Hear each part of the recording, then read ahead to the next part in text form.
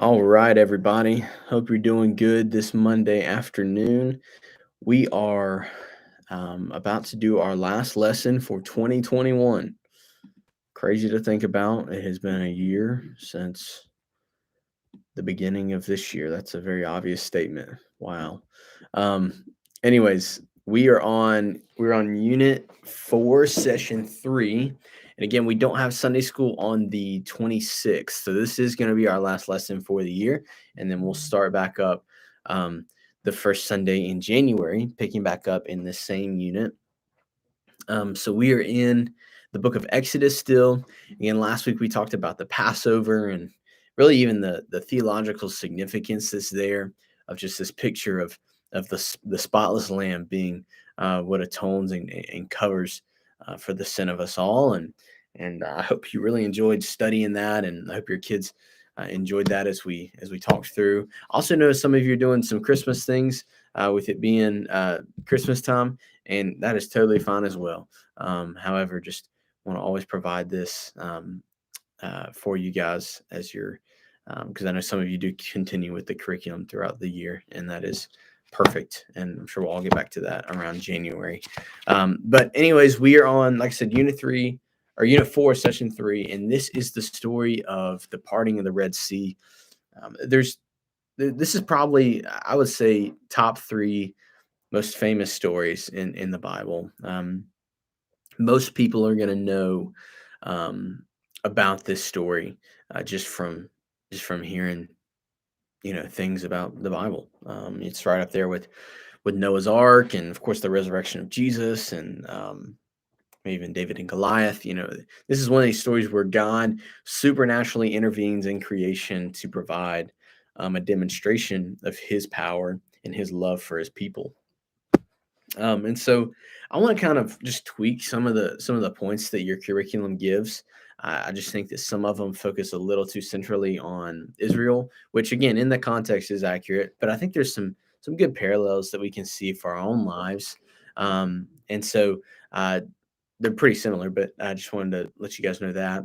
But this is mainly going to all center around Exodus chapter 14. So Israel has left Egypt. The Passover, man, Pharaoh had it, and he said, "All right, you guys can finally leave." And then, of course, as they're on their way out, and on their way to the Promised Land, Pharaoh changes his mind, and he sends his entire army after them. And that's where we pick up this story. And so they get to the Red Sea, and they realize that the Egyptians are right behind them, and there's a sea right in front of them. And so it seems like utter doom is in their midst. And so the first thing we see is that Israel needed saving. So Israel needed to be saved. This wasn't an optional form of God's deliverance. This was, if God had not done something, Israel would have perished. Israel really had no army, and if they did, it was unorganized. And so they would not have stood a chance against the most powerful nation in the world's military. Not to mention all the wrath that they had and anger that they had in their hearts for obviously losing their firstborn kids. And so that's the first thing important for us to know, is that Israel needed to be saved. And they could not save themselves. They were completely dependent on the Lord, much so like we are, right? We are in great need of salvation. There's nothing that we can do to earn that. There's nothing we can do to claw our way out of that. We are, much like the Israelites, we are completely reliant on God to take the initiative to deliver us. Second thing is that God delivered Israel, but he did so by delivering them through the danger. So he delivered them through the danger. And so we see that Moses raises his staff, and the seas part. And so literally you've got these waters that create this tunnel. They're parted, right? So a wall on the left side, a wall on the right side, and Israel walks through, knowing full well that they have an Egyptian army on their tails. And then they also have 2 massive walls of water, to where if God chose to do so, or God did not fulfill his promise and he just let those waters fall, they would have immediately perished. And so it's not like God gave them like the ability to fly, or it's not like God just immediately just wiped out the Egyptian army right there. He said, "You see this wall of water in front of you? This picture of what looks to be death right in front of you, right? You're going to drown. It's like, watch me hold up these waters so that you can cross through. He delivers them through the danger, all while the Egyptians are chasing them. And so there's still fear present. There's still anxiety present. They're still wondering, are these waters going to collapse on us, or am I going to be speared to death by Egyptian spears and swords? And so I think that's a good thing for us to remember in our lives is that God doesn't just say, like, okay, I'm going to take you immediately out of this situation and put you somewhere else. No, the character that we have is built through those trials. It's built through that deliverance, right? I mean, you might be thinking about it right now in your life. What are you going through right now that you feel like God needs to deliver you from, or you're being delivered from? And ask yourself, has He completely uprooted you and taken you out of that situation? Or is He graciously holding your hand as He walks you through those torturous waters and those armies that are chasing you, right? May not be comfortable, but you know that God and His mighty hand is upholding you as He's upholding the waters for you to walk through, right? Think about that. And then finally, God destroyed Egypt with the same means of Israel's deliverance. So God destroyed Egypt with the same means of Israel's deliverance. So this wall of water that was split, and I'm sure the Egyptians were awestruck as well. You know, they had seen some crazy things in Egypt.